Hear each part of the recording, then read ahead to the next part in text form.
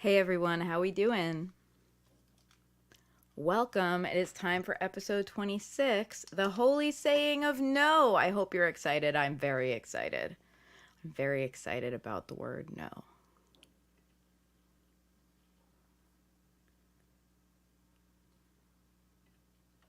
All right, let's do this. Changing my banner.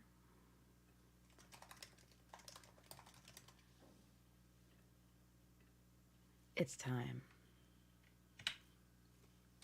Oops, no tracks to record enabled. Now it's time.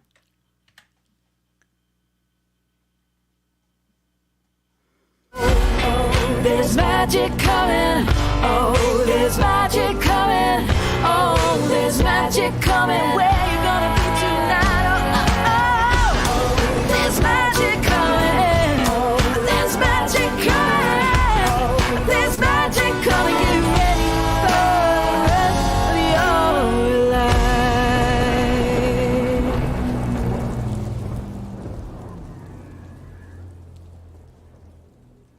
Hello, friends, and welcome to SassafrasCast, a podcast full of witchy insights to help you lead your sassiest life.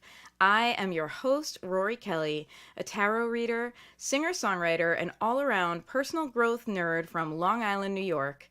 In just a moment, we are going to begin the witchy weather report, but first, a shout-out to my patrons. If you didn't know this, you can support this podcast at patreon.com/Sassafras Tarot for $1 a month or more. I record these episodes live, and my patrons get a private YouTube link before each one so that they can tune in for the live recording, hang out in the chat, ask questions, and also get them answered in real time and get their own ideas into the podcast. You may have heard me speaking to people commenting in the last couple of episodes, and it's really wonderful because my patrons happen to have a variety of really cool perspectives that I think have really added and enhanced the shows. So if you want to be a part of that group, I would love to have you. Patrons get access to my Discord server where we talk about all things witchy and wonderful, and also a shout out in every episode. Here we go.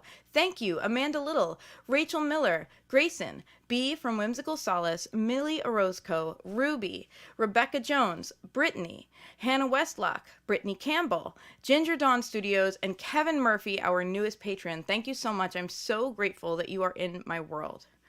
We are going to get started with our topic in just a moment, and today's topic is the holy saying of no, or as some people may put it, saying no in order to say yes. Saying no to what does not serve us, saying no to what does not light us up in order to say yes to what does.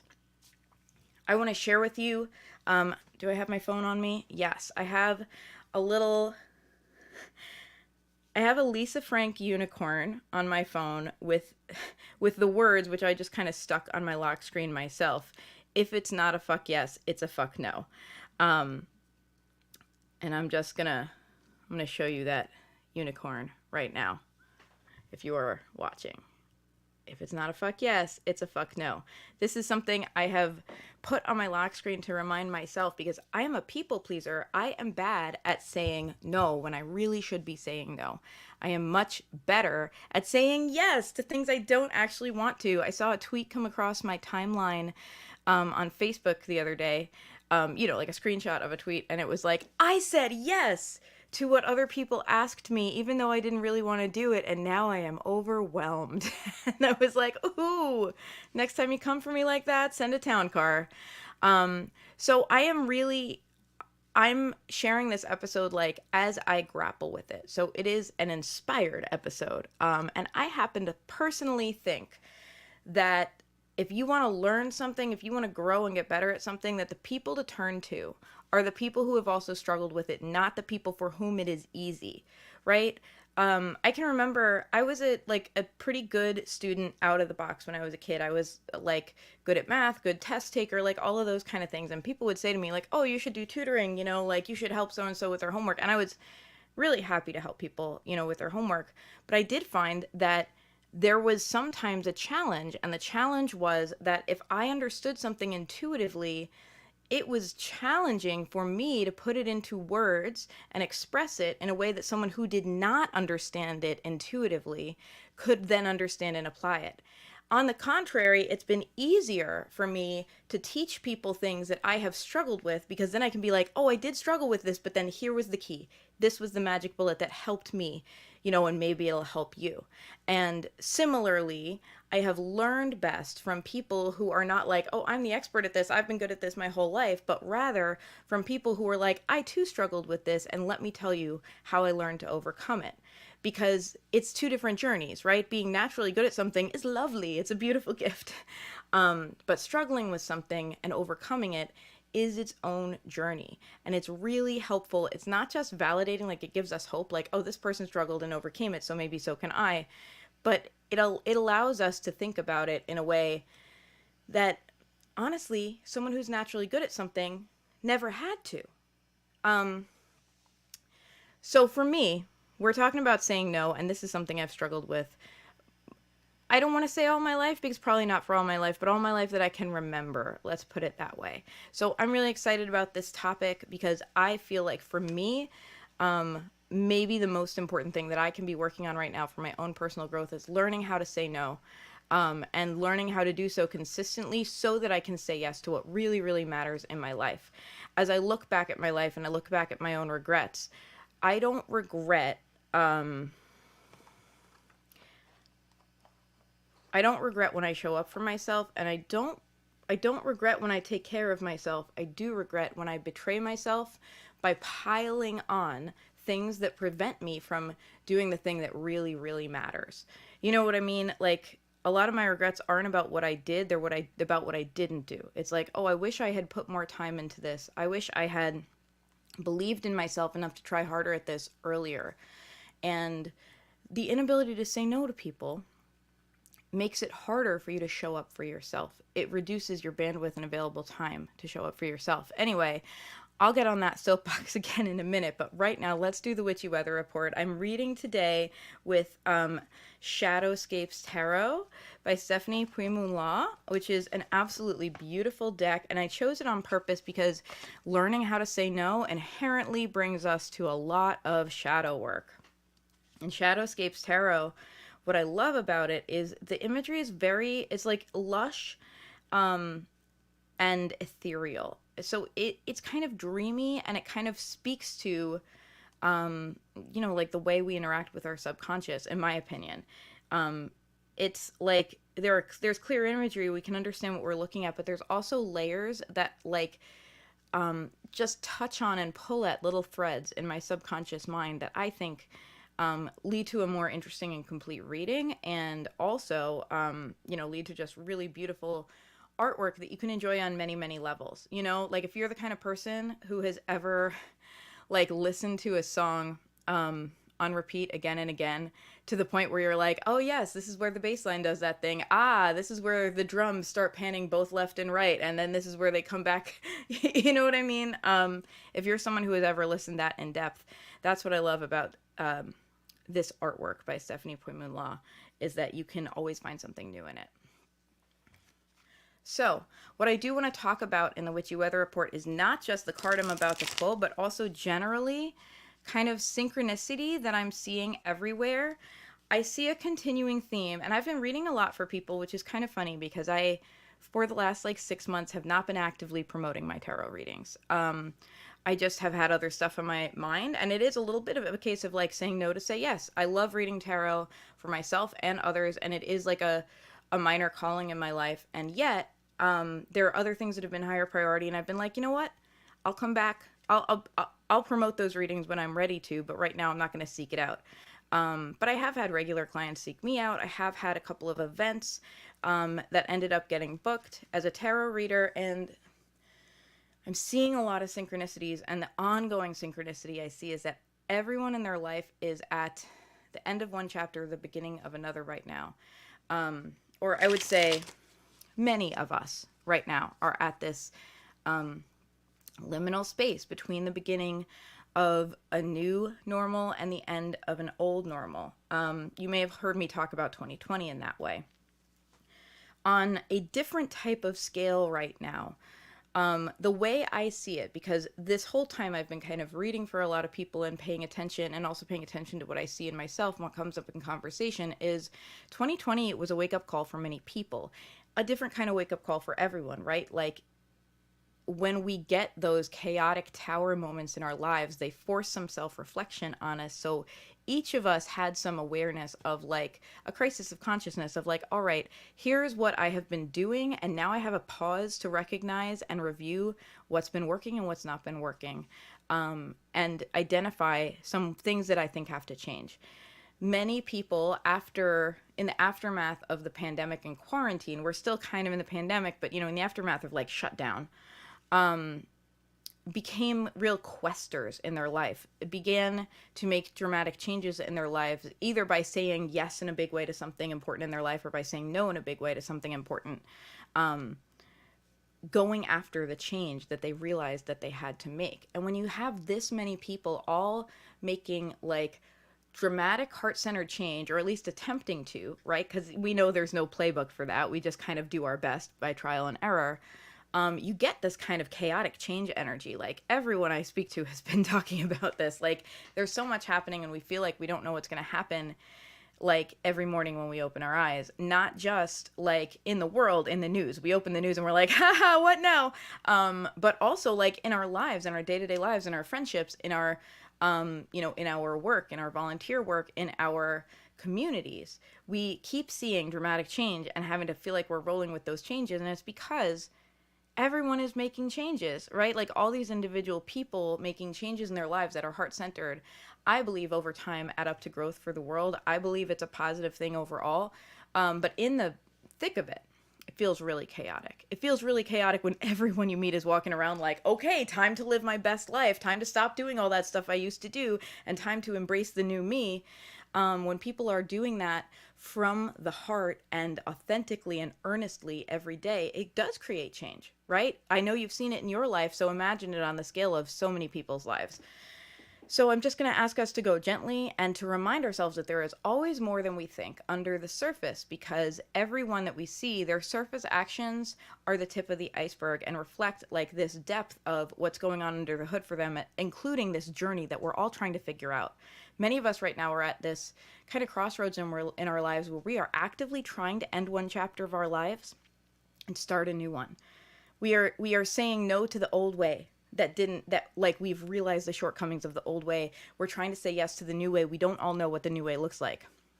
Many of us are just throwing stuff up against a wall and seeing what sticks. Many of us are like, okay, trial and error, that didn't work, so let me try this, and so that can be very chaotic energy. And ultimately, each of us is going to find, spiral up to a bigger and better and truer version of ourselves as we go through this process. But in the midst of it, it's confusing. It's a lot. I was saying to someone that I was doing a reading for, I don't know if they'll tune in today, that the Wheel of Fortune comes up for us in readings. I've been seeing it in a lot of readings. I've been seeing a lot of 10s in general, and the Wheel of Fortune is also the 10th card of the Major Arcana. It comes up for us, and all we know is change, right? Like, all it is, it's kind of an obnoxious card in a tarot reading, because you're like, yeah, what should I expect? What should I try? And the Wheel of Fortune is like, change. And we're like, yeah, thanks.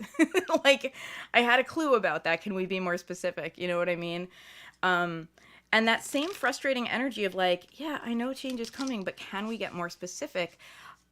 I want to remind you that when it's coming up for you in your readings, when you're experiencing a Wheel of Fortune energy, people are also experiencing that energy rolling off of you.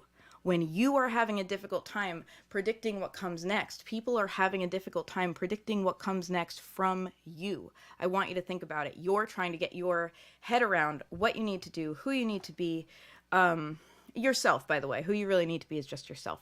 That's enough. And it's important and valid. But you're trying to get your head around the perspective you need to have, the actions you need to take, the things you want to do. And as you do that, your actions come off as confusing and unpredictable to other people because you're doing the trial and error thing. But they don't know that. They're not inside your head. They're not like, yes, that person is doing the trial and error to live their best life. They're just like, what the heck? I don't know what to expect next, which is if you know, have noticed the reaction we're all having to the world at large right now. So I just want to remind us, Wheel of Fortune energy goes both ways. So take it with a grain of salt. No one's trying to be like unpredictable and dramatic with you, generally speaking. It's just that kind of time right now. And also, we have a lot of duality. We have a lot of lessons coming up in multiple areas of our lives. I've been seeing so many pairs in readings. The last tarot reading I did, I think, had 5 pairs. And when I say pairs, I mean like a couple of 10s, a couple of 5s, a couple of knights, that kind of thing. And what this is about us establishing new values and priorities for ourselves and having it reflected in multiple areas of our lives. For example, if a new value that I want to establish for myself is taking more time for my self-care, taking more time to show up for myself in preventive care rather than just putting out fires, then this is going to show up in my life in multiple ways. This will show up in my money life. This will show up in my health life. This will show up in my relationships. And the way that I've seen this expressed in tarot readings as a reader over the last little bit of time has been in pairs. So, you know, like I'll see a pair of knights, I'll see a pair of queens, I'll see a pair of 10s or whatever it is. And it's like, hey, this is the thing that's coming up in your life. It's coming up in multiple ways. Let's get to the core lesson, because it's one lesson that's being expressed to you in multiple ways, which is actually a blessing. Because if the universe is taking the time to do this for us, like, we have a shot, we have a shot at going like, oh, that's what I need to do. So let's pay attention to the things we see coming up on multiple sides. Let's choose to see that as a lesson from the universe, going like, oh, remember how you're working on changing your values? Remember how you're working on changing your priorities? Here's an opportunity. Also, here's an opportunity. Also, here's an opportunity. Let's take the opportunity and ask ourselves, how can I go deeper with this lesson? It seems like I'm getting a lot of chances to practice. Now, I'm going to pull a card for us. I'm also going to make an announcement right now. As I record this, it is November 20th, I think. And, yep, 20th. Look at me knowing what day it is. 2022. And usually I do a separate broadcast, which I call the Witchy Weather Report, on the last Sunday of the month. This month, because of Thanksgiving, I will not be doing that, because I will be driving from North Carolina to Long Island on the last Sunday of the month. And I am not... I did think about it, but I stopped myself. I was like, oh, well, I could just pull over in a parking lot and do the Witchy Weather Report from there. And I'm like, Rorie, aren't we trying to give ourselves a little more breathing room? We don't need to do that. So this month, we're going to have 2 Witchy Weather Reports in December. It'll be the first Sunday as well as the last Sunday in December, as long as the last Sunday isn't like a, big holiday or something. But I will be postponing the Witchy Weather Report for 1 week is what I'm telling you. And that's a full broadcast where I go live on all my social media. It's for everyone, not just patrons. And I pull 1 card at a time for as many people as I can get to. So that'll be coming up not this coming Sunday, but the following. All right, now here's our mini Witchy Weather Report for the coming month. My intention when I pull this card is that wherever and whenever this finds you, if you're listening to this right now live, if you're listening to this a few days later, if you're listening to this a few years later because you're going through a backlog of episodes, in which case, thank you, I love you, welcome to SassafrasCast. My intention is that this card have meaning for you wherever it finds you.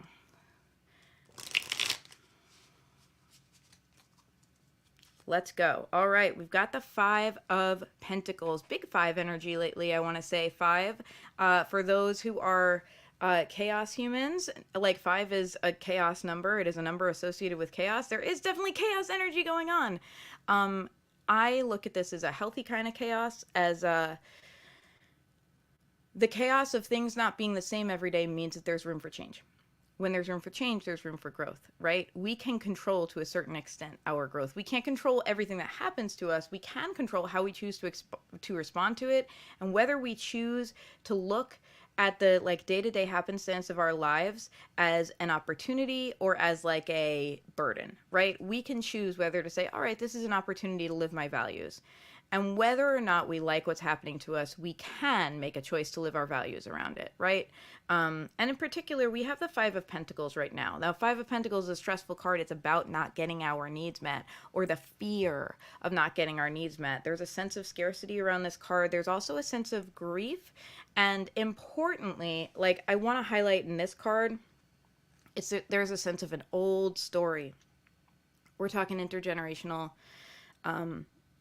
scarcity feelings, not just your scarcity feelings, but it does feel like an old story. The kind of things that make you feel like, this always happens to me, this always works for other people, but for whatever reason it doesn't work for me. This family can't crawl out of debt. This, like, this situation keeps happening. I keep being grounded by it. I can't progress. Those feelings, those stories that keep coming up for us, they're coming up again. And I want to remind us to ask ourselves to navigate this from a place of possibility. I want us to pay attention to this chaotic 5 energy too, and ask ourselves, all right, stuff is happening that is stressful. Instead of me cataloging it in my brain as like, oh, this is the stuff that always happens to me, can I catalog it as, this is stuff I've experienced before? Can I respond to it in a new way and break the cycle? Because right now, cycle breaking is something a lot of us are being asked to do, both personally and intergenerationally, and also I want to say culturally. And I want to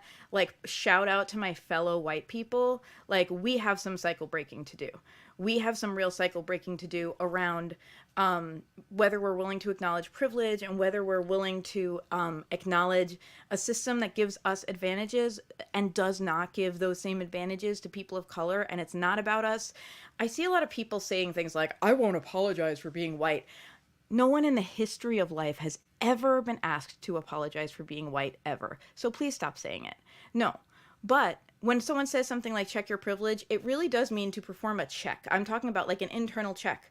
Like if I said to you right now, check and see if you're hungry, you would like tune in to yourself and be like, am I hungry? No, I just had some toast. I'm good. Right. Or whatever. Right. And check your privilege really just means take a minute to think about it. Are you experiencing privilege right now? It's not a shame thing. It's an acknowledgement thing, because if we realize we're experiencing privilege,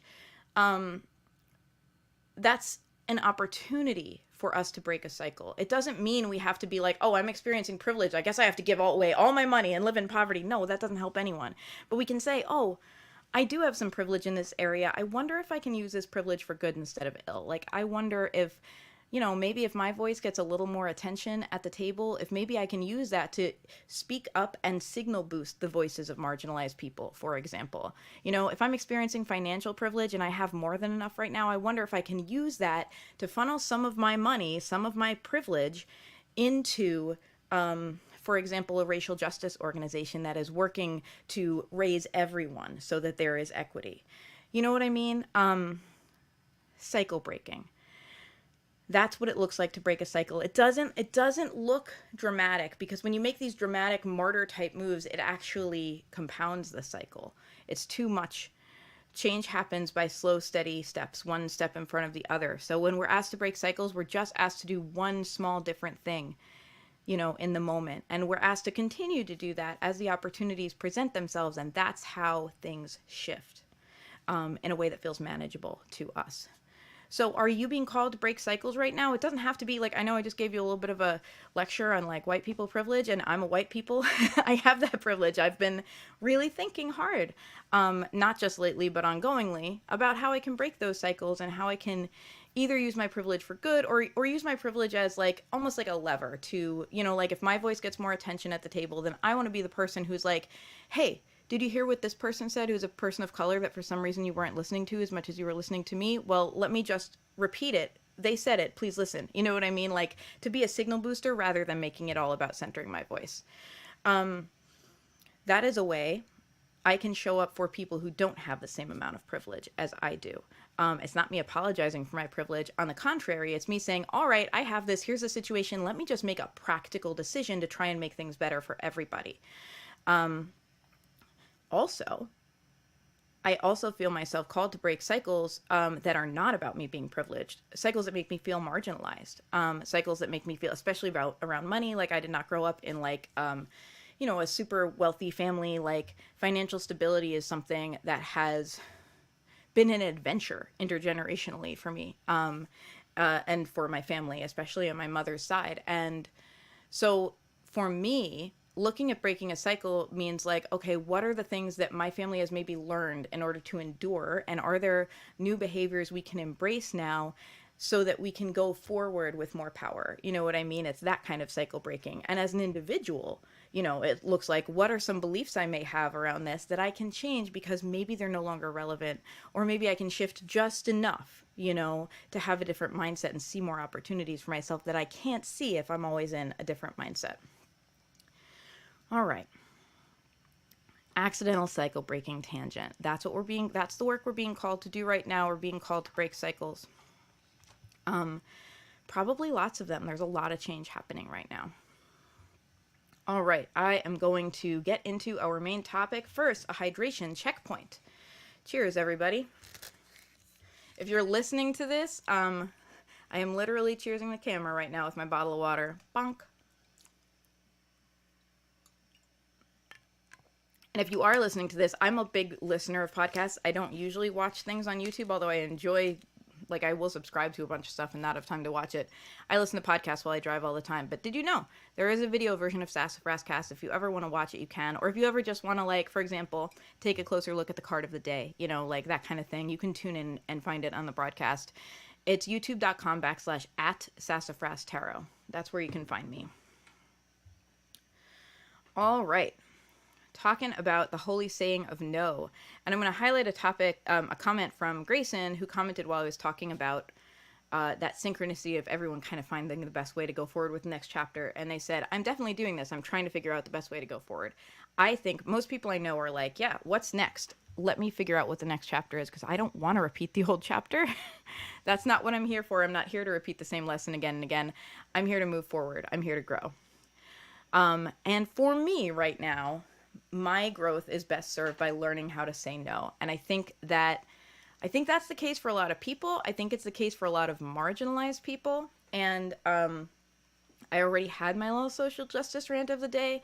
But I do kind of feel like the more marginalized you are by society, the more pressure you feel to conform, to people please, to be, easygoing, to not be emblematic of the ugly stereotypes associated with you. You know what I mean? To be the person who's like, no, see, I'm a good one. You know what I mean? And that thinking is so harmful. You know what I mean? But, I think a lot of us have internalized misogyny or internalized racism or internalized, anti-Semitism or what have you, and feel a need to be like, no, I'm not like that. And importantly, it's not our job to fix the thinking of bigoted people. But it's also a really understandable trauma response. You know what I mean? All right, I'm going to try to move out of social justice mode, although maybe we should all just live there, and move into personal growth mode here. Because I truly believe that one feeds into the other. And if we are truly growing and doing our shadow work and earnestly growing, inherently we will be thinking about showing up for others in a fair way. All right. So what is the problem here? That every single person I know seems to be experiencing overwhelm, burnout, stress, pressure, just like everything seems to get harder and harder. And this is the tip of the iceberg. And this is a problem that comes with not saying no or not feeling that we can say no. Because I don't think we're usually like, oh, I'll just say yes to everything, even though I know that'll burn me out and make me miserable. It's not that kind of a conscious choice. Instead, we feel nervous around saying no. We feel stressed about it. We feel like we can't afford to say no, whether we can't afford to say no to a gig or to a job because money, or whether we can't afford socially to say no because we're concerned about how people will perceive us, or whether we feel that we can't afford to say no because maybe this is the last chance we'll get the opportunity and we don't want to seem ungrateful. It's that feeling. When we say yes to things we don't want to, it's usually because we feel we cannot afford to say no. So I want to present to you the idea of no as a beautiful luxury item that you deserve in your life. You can afford to say no, and I want to talk about it. And let's talk about the problem of saying no. This attitude, like to loop this back to our witchy weather report today and like breaking the cycle of feelings of scarcity that don't serve us, this attitude of I can't afford to say no has got to go. Because anytime we say, like, I'm also working on breaking like some financial scarcity stories and scripts in my life right now. Anytime that we say, I can't afford it, we're like reinforcing this subconscious belief of like, there is not enough to go around and I'm just going to have to make do, right? That's really the crux of I can't afford it, is like, I have to do my best and I may not get another chance and I need to take care of myself. Otherwise I might die cold and alone and hungry. You know what I mean? It's really a scarcity mindset. And so I want to tell you, you can afford it. One of the things I've been trying to do with my money is when I find myself saying, I can't afford it, or actually the phrase that comes up is a very like, it's a very New York kind of version of I can't afford it, which is, with what money? That's what comes into my head when I think about something I'd like to do and I'm not sure if the funds are there. I'm like, with what money? With what money are you planning to do that, Rorie? And I've been trying to replace that with an idea of like, it's not about whether I can afford this exact thing. It's about my priorities, right? I can afford the thing that is important to me if I prioritize it. That may mean saying no to other things so that I can prioritize this. And sometimes in the moment when I'm having that I can't afford it moment, sometimes I'm like, oh, I really should prioritize this. I'm going to find a way. And other times I'm like, yeah, and you know what? Like buying this particular, like, whatever it is, you know, like shiny object in the moment, that I'm questioning whether I can afford. I probably could afford to do it, but maybe I am prioritizing other values more. Maybe I'm actually prioritizing investing in my future more. You know, maybe I'm prioritizing whatever, you know, paying off high interest debt more than I'm prioritizing this one particular thing. And that's a day-to-day choice, you know, and has to be. It has to be a choice that we keep making in the moment. Because if it's something we allow ourselves to just habitually like, I can't afford it, it stops being mindful and it starts being a habit that becomes a groove, that becomes a cycle that becomes hard to escape. To bring this back around to our inability to afford saying no, what does that cycle look like when we chronically avoid saying no? What actually happens is we're saying no to ourselves. We're saying no to whatever gets left out of the equation by us saying yes to the thing that takes up more bandwidth than we really have. We may be saying no to our health. We may be saying no to our dreams. We may be saying no to relationships that are important to us if we say yes to overwork, for example. When we chronically avoid saying no, and we're just like, no, I can do it. What ends up happening is our body and our mind will choose for us when it's no time.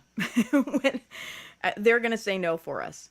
And we may not like the prioritization that results. We can't do all the things. And our body may be like, okay, guess what? You tried to do all the things for 6 weeks and now I'm shutting down and now you can do none of the things. Now the only thing you can do is sit on your couch and try to recuperate, have a great time. And we may not like that. That might not feel really good for us. So you may have heard this phrase, like definitely if you listen to this podcast, you've heard this phrase, we can do anything we want, but we can't do everything. When we attempt to do everything, our bodies and or our minds and or our hearts hit a wall. We get sick. We injure ourselves. We make a foolish mistake just because we're feeling rushed and pressured. And then whatever we were trying to accomplish actually takes even longer. And now we're even more stressed and pressured, right? It's a vicious cycle. It's like, oh, now I've compounded it. Our body's internal prioritization at some point, though, takes over. If we chronically avoid listening to our body, definitely, I'm just speaking directly to myself at this point, and maybe you can also relate because I know I'm not alone here. If we chronically choose work over health, if we chronically choose like, well, I have to be quote unquote productive and I have to do the work that is going to earn the money because that's what makes me the adultiest adult that I'm trying to prove that I am. If we chronically choose overwork over our health, we're going to develop chronic conditions. We're going to develop pain. We're going to lose things like flexibility and strength because we're not taking the time to exercise and nurture those things. If we already have chronic conditions, they're going to flare up and get worse. If we make our lives a little bit harder by chronically ignoring our health, our lives over time get a lot harder because our health is like, guess what?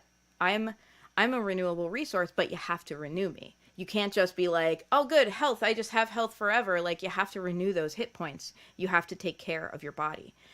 If we chronically avoid listening to our mind about its limits, then the normal level of overwhelm and stress, which unfortunately most people I know are living with already, it escalates into something worse. We feel we have reduced impulse control. Suddenly, it is not possible for us to, like, I don't know, make a choice that feels healthier in our food, or avoid saying something we don't want to say to someone, and putting it in a nicer way. Like we lose our impulse control, and we make choices that we may not have made if we were our best selves.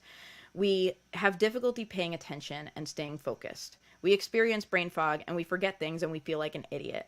And any existing mental health diagnoses, if we have them, get worse. Like I have anxiety, and I mostly am able to move through my life and live it with that awareness and taking care of myself and my mind. And when I become burnt out and overwhelmed, then my anxiety ratchets up to 11. Then on top of the overwhelm, it's like, oh, here's the anxiety. Here it is. Hello.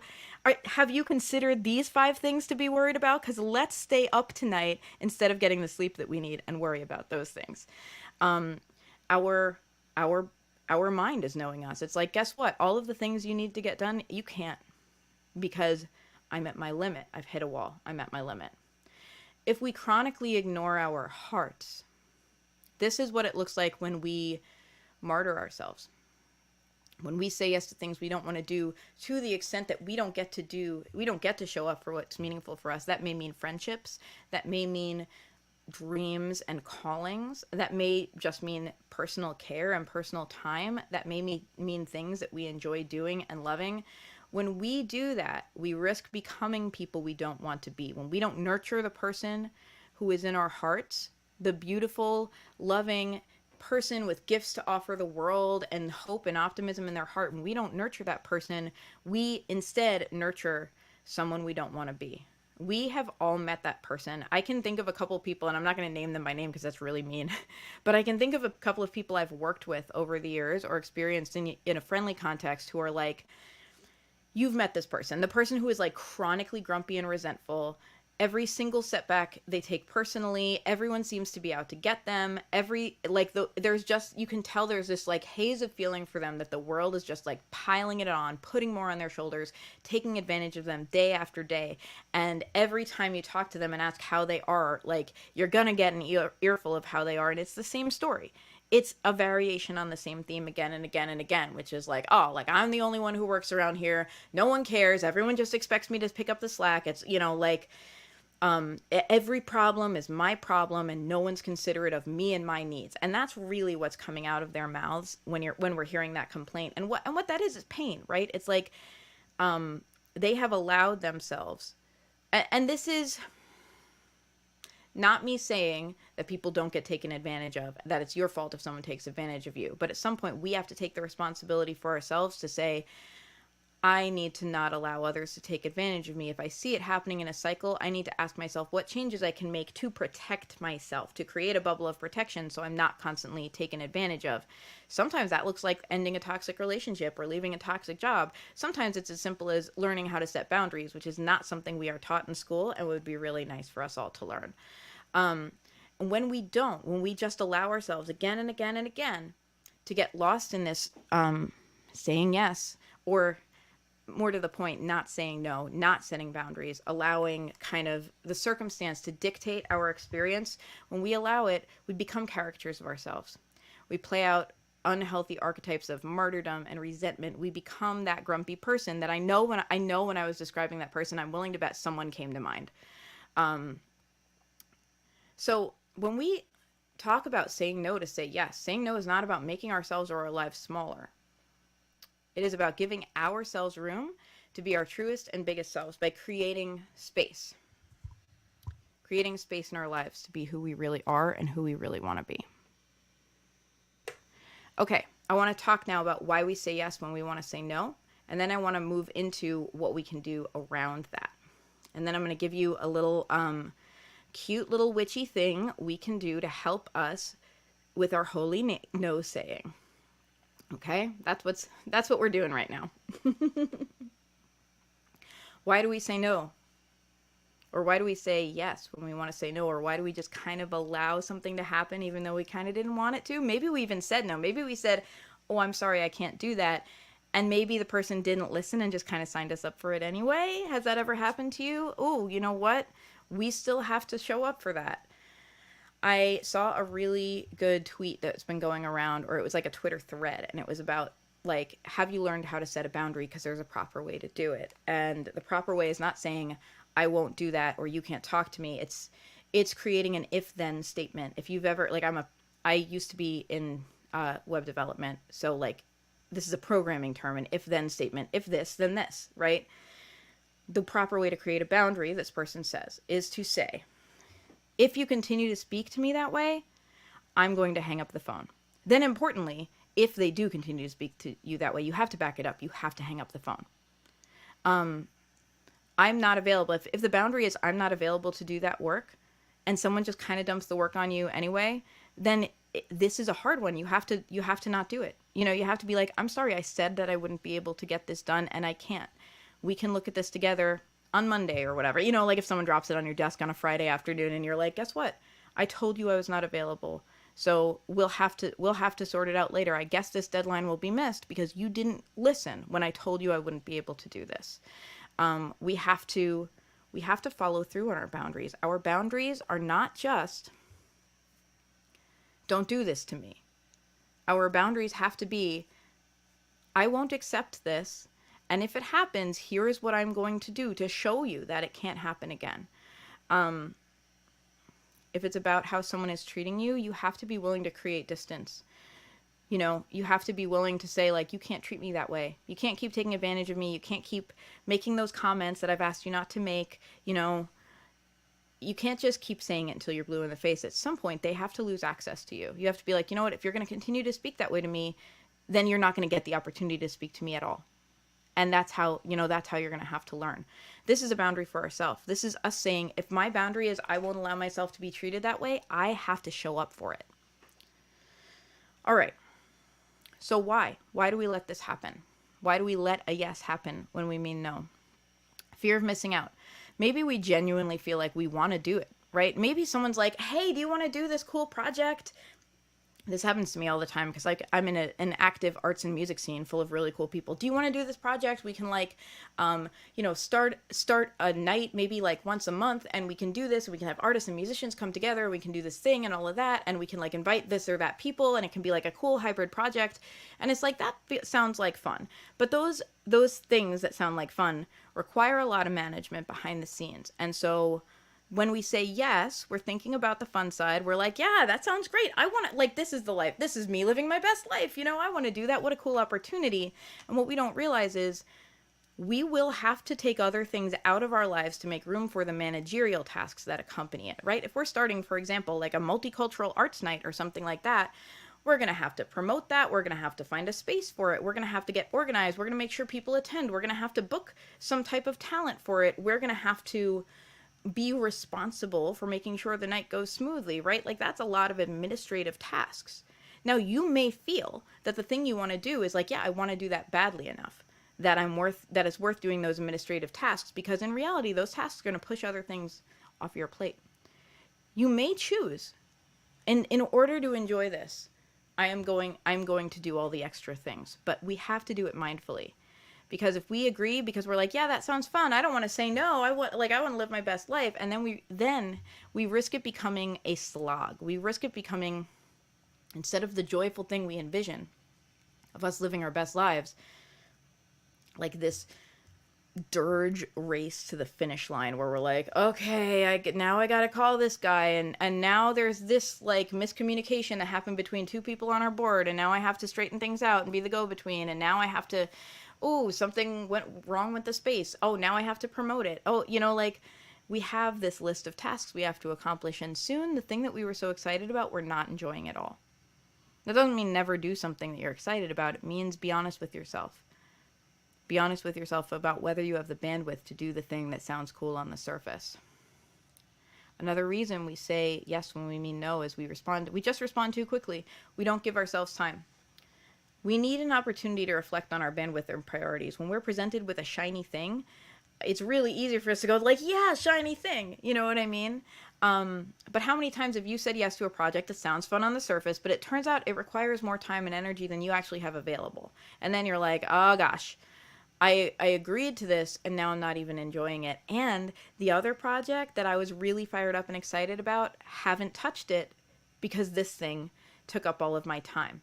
And so now saying yes to this has turned into me saying no to something else that actually really mattered to me. Next reason we say yes when we should say no is a case of the shoulds. One of my favorite phrases, I think I heard it on a podcast. I want to say it was on Big Strong Yes with Lonnie Diane Rich and Dr. Kelly Jones, is don't should all over yourself. I just think it's a very cute phrase. I enjoy it. Don't should all over yourself, friends. We often say yes or kind of allow ourselves to be led to a yes when we want to say a no because of the shoulds. I should want to hang out with my friends. Don't I like them? Am I antisocial? I should want to invest my time and energy in a side hustle. Couldn't I use the money? Am I too lazy? I should want to attend this family function. Don't I care about my family? Am I ungrateful for everything they've done to me? I should want to volunteer my time for this cause. Don't I think it's important? Am I too selfish to give of myself? We can see how quickly this escalates into like self-judgment. Let's make a goal. Let's make a pact, y'all. Let's make a pact to not say yes to things out of self-judgment. Let's make a pact to say yes to things only because we actually friggin' want to do them. I know it's hard. It's really hard. Because then we're going to have to grapple with the self-judgment. If we continue to say no, we're going to have to listen to that voice, be like, oh, so you're selfish and ungrateful. And we're going to have to decide how we want to respond to that voice, you know? People pleasing. This is another big reason. This is a big one for me. Why I say yes or allow a yes to happen instead of saying no. Because we've all done that, right? Where we just allow the yes. We're like, I never really said yes or no to this. Oh, I guess it's happening. Here we are. We want to make other people happy, and we fear what their response will be if we don't meet their expectations. I want to say this is for me a big one. This is a big reason that I let yes happen when I don't actually want it. And I'm not always conscious of when it happens. Because it's like, this is like a trauma response at the worst. And at a minimum, it's like cultural programming, right? It's us being like, it's us hearing things our whole lives, like be a team player, go with the flow, like that kind of thing, you know, but at the worst, it's trauma response. We may have had very bad results in the past where we tried to do our own thing instead of go with the expectations of a loved one and got, really harshly punished for it. Whether it was like an immediate punishment of like someone saying, like go to your room, or whether it's like a social punishment of like, okay, now we're not looked at the same way by people. Now maybe we've lost people and our need to be seen and cared about is in jeopardy. So like, people pleasing has really primal roots. It's about our needs to be not just like have friendship and compassion and cared about. It's about our needs, because we are creatures who thrive best in a society. Even those of us, like I'm a super introvert, like the hermit is my card as a Virgo, and I'm like, yeah, hermit all the way, baby. Like, give me that inner light. But our society is what has enabled us to thrive. Like the structures and interdependence of having people around us has allowed us to like I'm in a house right now in the middle of November and it's pretty cold out, but my house is heated because because someone built a heating system. I didn't do it. And because like people do this now. And if my oil tank breaks down, I can call a guy to fix it. My oil burner, the tank wouldn't break down. It just holds the oil. Society helps us get our needs met. So when we are afraid of social ostracization, we're not just afraid of people like pointing and laughing at us, which is already scary. We're afraid of not getting our needs met. We're afraid, like, if I am ostracized enough, if people judge me enough, if I'm quote unquote canceled, I think this is the fear behind what people term cancel culture, then I'm not going to be able to get my needs met, then I'm going to be non-welcome, and when I need something from another person, it's not going to be there for me.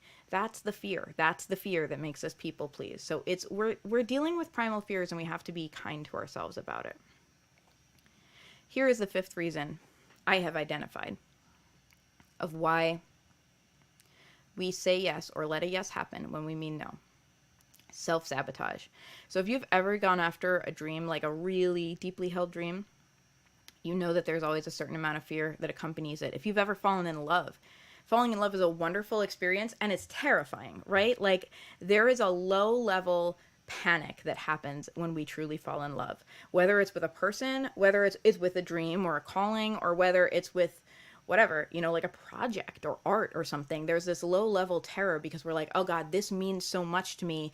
That means I'm attached, and that means that I could have a lot of pain if this thing I love is taken away, right? So there's a low level of terror that accompanies good things, dreams, falling in love, pursuing our goals. There's also, it's going to bring up all our stuff. That happiness of like, ah, yes, finally I'm in love. Oh, finally I'm going after my dreams, is accompanied by fears that we're not good enough. Fears that if we try for this, we're actually going to fail and end up feeling worse. Fears that we are not truly worthy of what we want. Fears that we can get it, but we can't keep it. And if we constantly keep ourselves just a little too busy to put real energy and effort into our dreams, into our core relationships, well, we never have to face those demons, right? If we're always like, oh, you know what, I'm just too busy right now. I guess I can't work on my lifelong dream of becoming a blank. Oh, I'm just too busy right now. I guess I can't, spend time with this person that I'm really, really into and see where it'll go. Oh, I'm just too busy right now. I'm sorry, I can't do that thing that has been on my bucket list for months and months and months. If we always keep ourselves too busy, we never have to face the demons that come with living our most earnest lives. And that's what self-sabotage really looks like. And that is a reason why we may say yes to something that we don't want to do, because we know if we say yes to enough of those things, then we don't have to do the hard thing of saying yes to the thing that really makes our heart beat faster. You know, the thing that really lights us up. If I keep saying yes, I'm a full-time musician. For a lot of my life, I would say yes to day jobs, gigs, money-making opportunities that were not music. I would spend my time and energy on that. And surprise, I never got around to making my music make money for me, which for me has been a lifelong goal. I got over the hump, you know what I mean? But I still see that attitude play out in my life where I'm like, well, I guess I'm just too busy for this goal that is literally my entire heart's desire and why I believe I was put on this earth. I guess, in a couple weeks when things clear up, maybe I'll work on it again. And y'all, I have said in a couple weeks things will clear up and allowed myself to get stuck for years. And I don't want that to happen to us anymore. It's self-sabotage, straight up. So let's talk about how we can turn that script. Cycle breaking. We're talking about cycle breaking here, kids. What are the habits we can build that will allow us to say no with like a sense of safety? To say no to something so that we can say yes. Habit 1, build in space. Let's change our default. If our default is yes, and for a lot of us it is, my default is definitely yes. In fact, I have learned that sometimes my default isn't just yes, it's like, oh, please pile stuff on me. Like, I was just talking about a friend, how I have like a little bit of imposter syndrome that still rears its head, where if someone gives me an opportunity, instead of saying, yes, thank you, I'd like to do that, I'll say, ooh, is there anything else I can do to help? For example, if it's a gig I really want, I might say like, oh, thanks, I can help with the social media, I can help with the promotion, I can help you move chairs. Do you need help moving those chairs? And that's like, part of that comes from a very nice impulse of just being of service, right? But if we're constantly volunteering ourselves to be of service to other people, ooh, we never have time to be of service to ourselves in our dreams. It's that self-sabotage creeping up again. So what if we changed our default response from yes, or ooh, let me volunteer myself, to that sounds really interesting. Let me just check on a few things and get back to you on that. That's an answer in 2022, 2023 coming up that no one will not understand. Everyone gets that you're busy, And if you say, let me just check on a few things and get back to you, everyone's like, yeah, okay. They're not personally hurt. Nobody's slighted. They're like, oh, they just have to see. You know what I mean? And it's important that we're not specifying what are we checking on. Like, we probably will check our calendar, right? We probably will check our schedule, but we're not doing this just to make sure we have the date open. We're doing a check. Like when I talked about checking our privilege and how it's like checking our hunger, just like, am I hungry right now? We want to do an internal check over several days because we don't want to just respond in the moment when we're distracted by the shiny thing. We want to do an internal check of whether this is really what we want to do.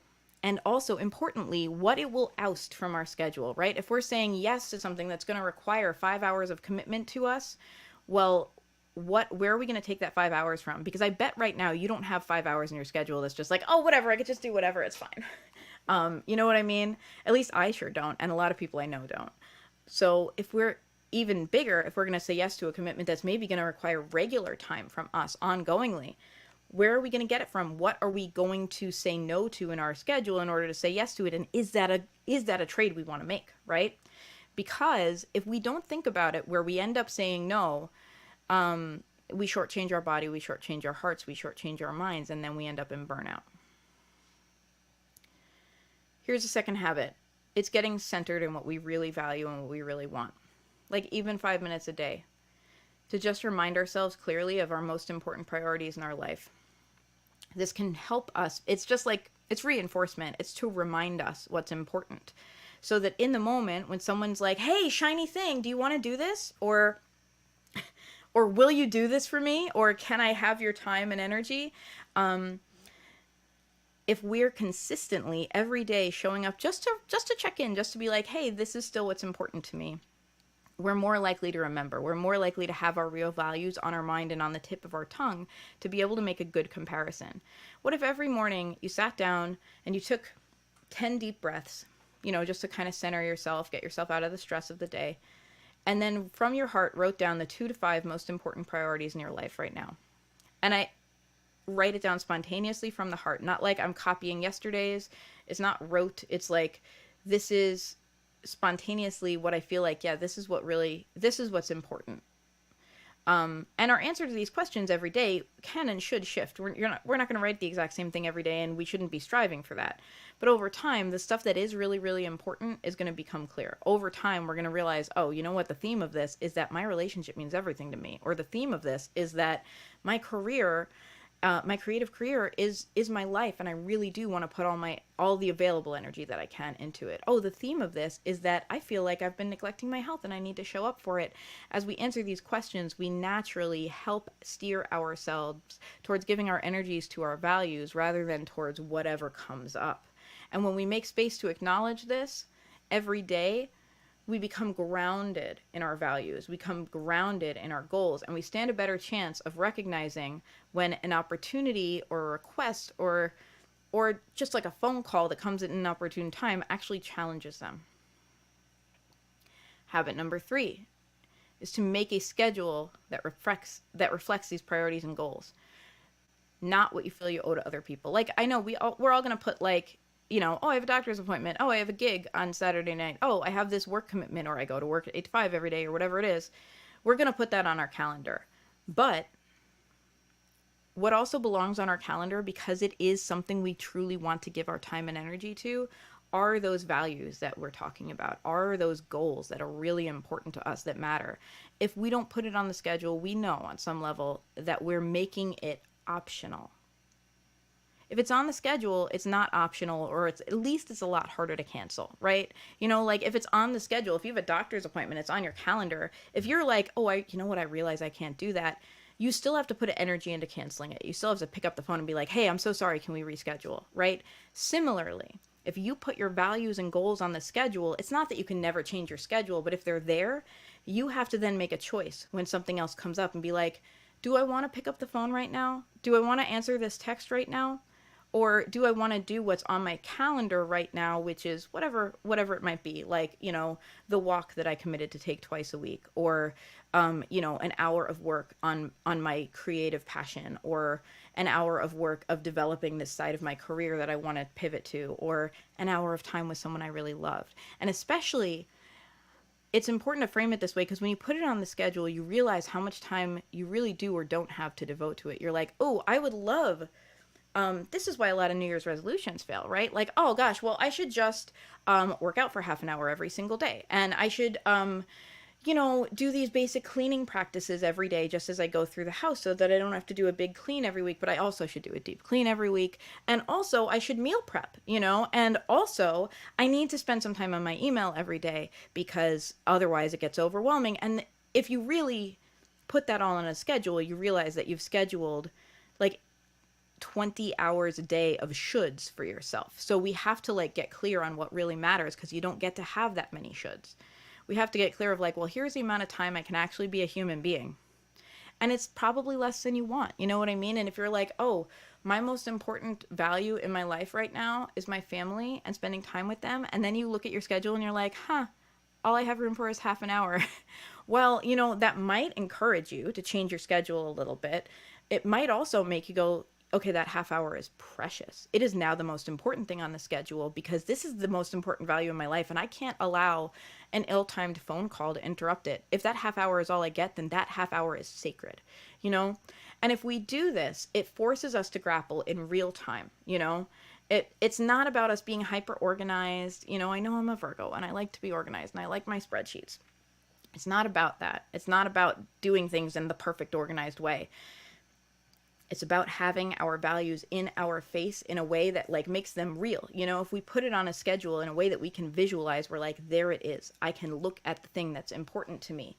And then when something comes along, when we get a call, when someone asks us to do something, whether it's for business or pleasure, when someone tries to dump a responsibility on us, we may or may not say yes, right? We might look at it and be like, all right, this is a dear friend and they're sick and it really would mean a lot to bring them a chicken soup right now and make sure they're okay.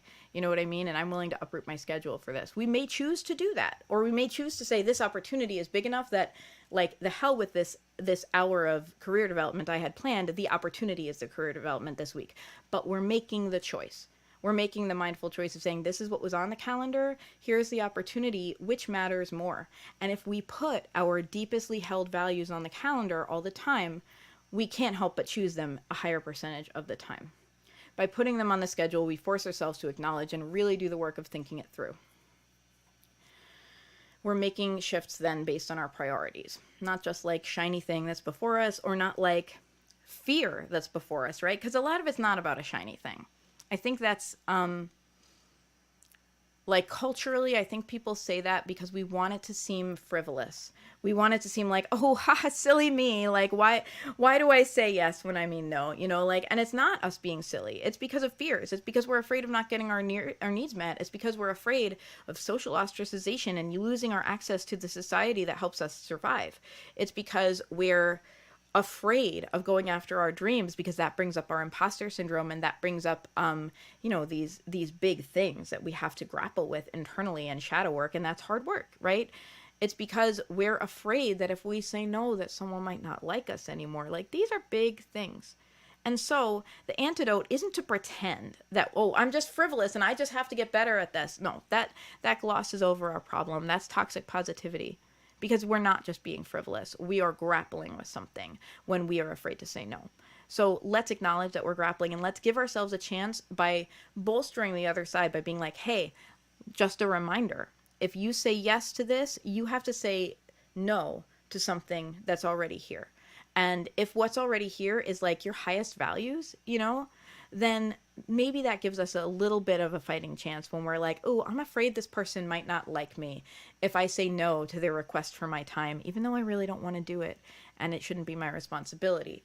That's still powerful, right? Because you're like, yeah, it shouldn't be my responsibility, but whatever. I don't want them to not like me. That feels really painful. I want to be liked, But if we get that request and we immediately realize, oh, if I say yes to this, then that means I'm not going to be able to go on date night with my husband that I've had planned all month. Or if I say yes to this, that means that I'm not going to get the opportunity to record that podcast I've been meaning to start. Or if I say yes to this, I'm not going to get to practice the musical instrument I'm learning. Or if you're my fellow NaNoWriMo kids, if I say yes to this, I'm not going to get the opportunity to get any words in on the novel I'm trying to write today. And then we're like, the novel's bigger. You know what I mean? Then hopefully we're like, maybe I should let this person be a little pissy at me because it's more important that I do the thing that feeds my soul. And that's where we make a choice to be our bigger selves, even though it's a little bit hard. All right, I want to move into which you got this. This is one practical idea that you can implement in your practice right now and how it has worked for me. What we're going to do is we're going to make ourselves an amulet. And we're going to make ourselves an amulet with the intention that it gives us more space in our lives, more spaciousness to say no so that we can say yes to what really matters to us. This can be a simple or complex amulet. An amulet really is just a thing that you have that is kind of, that you charge with power, It's potent because you say it's potent. That's That is the crux of witchcraft, in my opinion. Why is this powerful? It's powerful because I say it's powerful and because I believe it. Now, we can decide that it's all that. It's all like, it's our subconscious assigning power to it, and therefore we make choices based on that, and therefore it does become powerful in our lives. We can decide that there is also like an unseen force guiding it. To me, it doesn't matter a whole lot. What matters is if it works, and I find it to be helpful. So we're going to make an amulet, and we're going to say it's powerful. It can be simple, it can be complex. It could be like a rock or a stone that we found on the beach that we really like the shape of. It could be a piece of jewelry that we wear, or maybe something we already own that we're like, okay, now this jewelry is about this. When I wear it, it's to help me remember this, right? It could be a little bag of stuff or a jar. Like, people love to make spell jars. Spell jars are really aesthetic and fun, you know, that we like seal with wax. It can be whatever will both have meaning for you and will be fun rather than a burden to create, right? If we're going to do the cool Instagram picture perfect witch stuff, I love it. I'm here for it. I love that stuff. I also know that sometimes I don't have 3 hours to do the picture perfect Instagram witch stuff, and I don't have the energy to do it. And so instead, I say no to that in order to say yes to the thing that will be functional for me and allow me to still live my life, you know? So maybe then what I end up doing is just like lighting a candle, because that takes 30 seconds.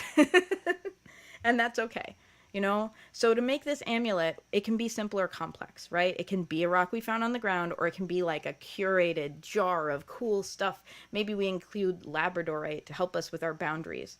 Maybe we include rosemary to help us remember what truly matters. Maybe we include some small item that represents our deeper commitment to something important. Like for me, this might look like a guitar pick, right? Like, my music is my most important calling in my life. So maybe I stick a guitar pick in there to remind myself of that. Whatever we choose, the goal is it needs to be small and easy to carry with us, either to stick it in a pocket or wear it on our person somehow, like around our neck, under our shirt, whatever, on our finger, whatever it might be. Then we're going to have a little ritual. And I say little because the whole thing we're talking about is saying no to say yes. If you want to have a long drawn out ritual, if it feels really good, if it serves your soul, please do it. Please do it. Please carve out the time and have that long drawn out ritual and call all the quarters, you know what I mean? And like do all the things and make a magic circle. And if you're like, I just want to have this so I can get through my week and I got to go in 10 minutes, you know what I mean? Then make it a quick ritual where what you do is you like maybe turn off the lights and just have the ambient light from a candle or even just from your open window, and you hold the thing in your hand and you take 10 deep breaths and you say to yourself, this is to remind me that it is safe to say no. This is to remind me that I deserve to hold my highest values of life, and I do not owe a yes to anybody unless it serves my highest good. This is to remind me to serve my own highest good rather than to serve self-sabotage or self-doubt. We are going to specifically speak our intention to the amulet. And you could say this, or you could say you. I've done this where like I'll talk to a candle and I'm like, I just address it as a being, you know, I'm like, hey, please help me. Here's what I need from you, you know, and what I'm offering you is my energy, right? That's the exchange. Like, here's the energy. And then let's breathe our intention into this. Let's gather in our hearts how important it feels to us to be able, this is about what we're committing to, not what we're saying no to. We're gathering in our hearts. By saying no, I'm saying yes to this, right? By saying no to extra demands on my time, I'm saying yes to finally learning the piano. By saying no to new things on my schedule that might seem shiny and fun, but I know I don't have time for, I'm saying yes to my health, which I maybe have been neglecting. We gather that yes in our hearts, and we're going to breathe it into the amulet. And we're going to breathe 3 deep breaths into that amulet and really focus on that yes. That amulet reminds us of our yes. So that when we're out in the world, we're carrying it with us, we're wearing it on our person, whatever, and our intention is that when someone shows up and says, hey, do you want to do this thing? If we don't want to say yes, we don't have to. Our intention is that we will be reminded, we'll be like, oh, this is my amulet. This amulet represents the yes I really want. This is a yes I know I want every day.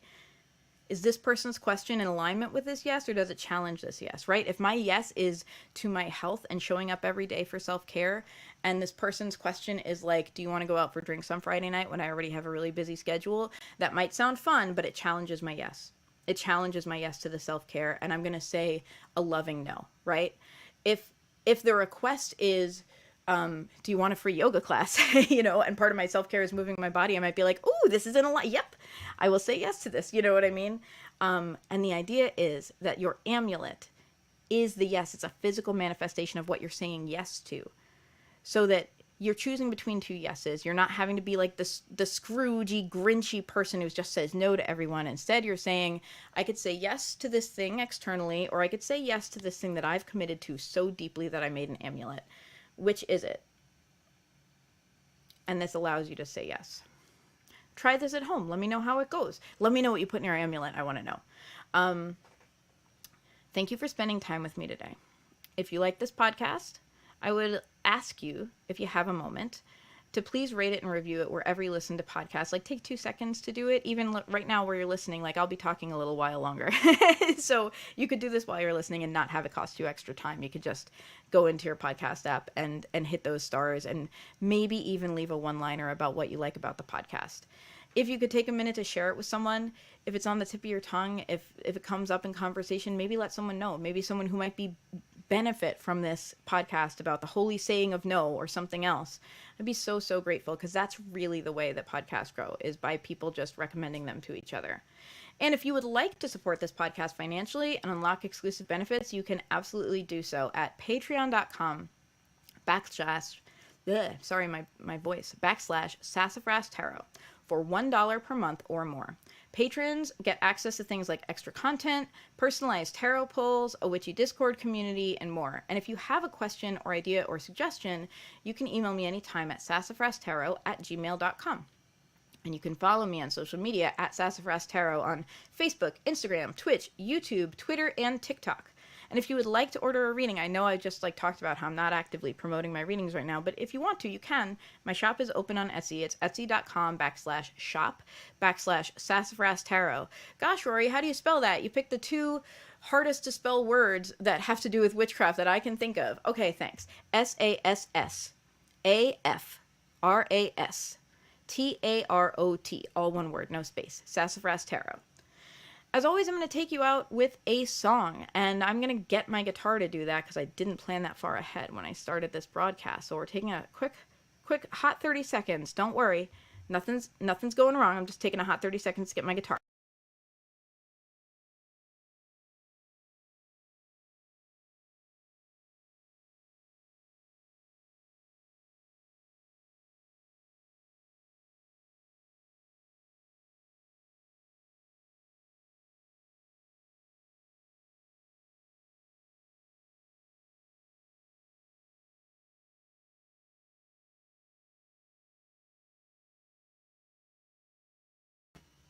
Was that 30 seconds? I don't even know, but here's my guitar and here's me.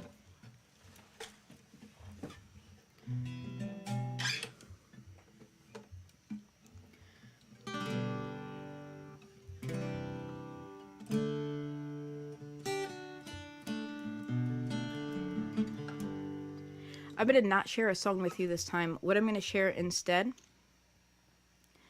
is a little mindful kind of chant songy thingy that you can, if you so choose, play while you are charging your amulet to allow yourself to say yes to what is burning in your heart, and perhaps say no if that is required of you.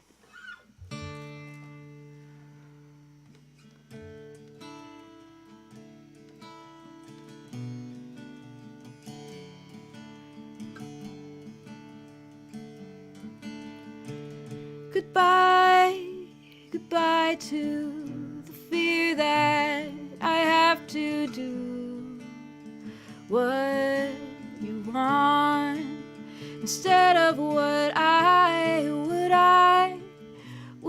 knew from the start would guide my heart to where it's supposed to be. My dreams are enough. My yes is enough. This is what I open up my heart to.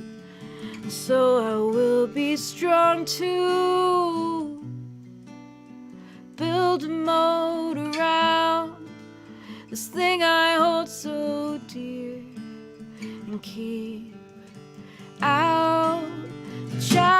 changes to it. You can't challenge my peace.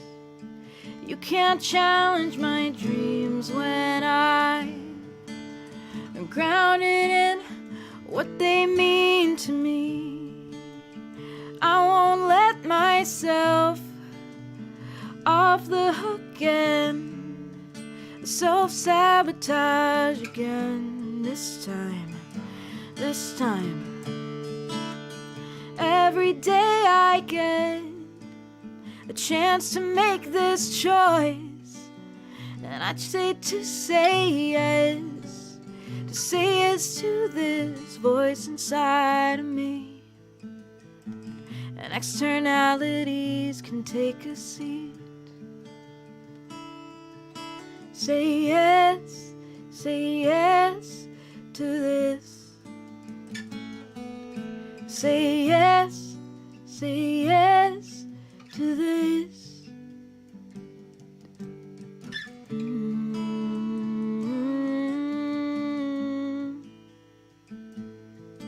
Hey.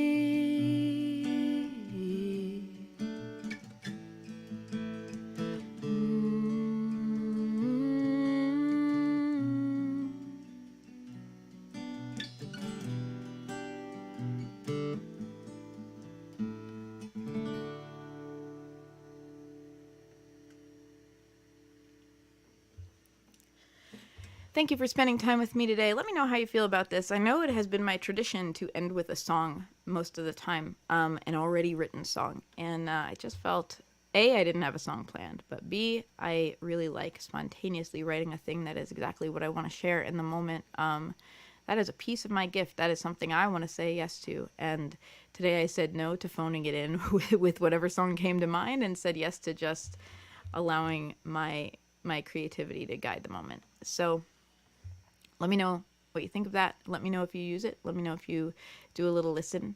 If you are a patron, I'm going to edit that out and save it as just an individual MP3 available on the Patreon page, so that if you want, you can play it and use it in your ritual, either when you're charging an amulet or just like as a reminder when you're sitting in meditation, trying to show up for yourself. You can allow that to be a piece of the experience if it's meaningful for you. Thank you so much for spending time with me. If you want to follow me or check out my music as a musician, my name is Rorie Kelly, RorieKelly. You can find my website, roriekelly.com, or find me really on all the social medias and all of the streaming services: Spotify, iTunes, Apple Music, Amazon Music, Twitter, TikTok, Twitch, all those kind of places. You can find me, Rorie Kelly. Thank you so much for listening. It really means a lot to me to get to connect with you about this stuff, because this is my journey, and I'm hopeful that my journey touches your journey and that we grow together. We'll talk again soon. Have a wonderful